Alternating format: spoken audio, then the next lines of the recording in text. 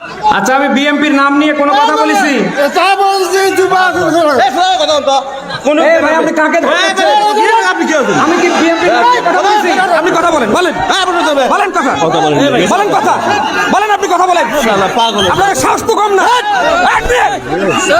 বেতনের মতো কথা বলেন। কথা বলছি আমি।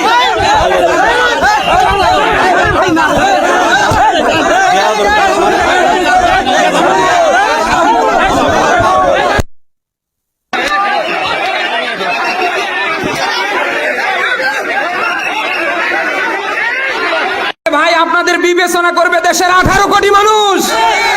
তারা যদি আপনাকে ভোট দেয়, আপনি চেয়ারে বসবেন, অসুবিধা কোথায়?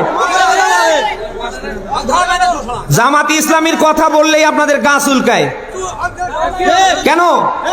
জামাতি ইসলামের কথা বললে গা চুলকায় কেন আপনাদের? সারা দেশে নিজেরা নাশকতা তৈরি করছেন, সারা দেশে নিজেরা টেন্ডারবাজিতে 180 মাইল বেগে চ্যাম্পিয়ন হচ্ছেন, আর সব দোষ চাপিয়ে দিচ্ছেন জামাতি ইসলামীর ঘাড়ে। আর এ কথা বললে আপনার গা চুলকায়। এই বসেন, আপনারা বসেন।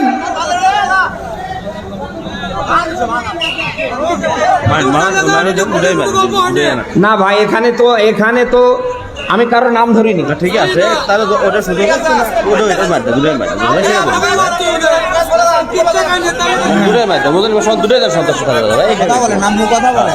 এই বসেন বসেন, এই বসেন।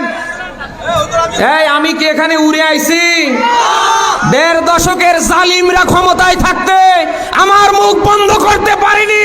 এখন উন্মুক্ত ময়দান, কারো বাবা ক্ষমতা হবে না মুখ বন্ধ করা। ও কয় নাম্বার বাবা সন্তান, ওরে সামনে টেবিলে আসতে বলেন।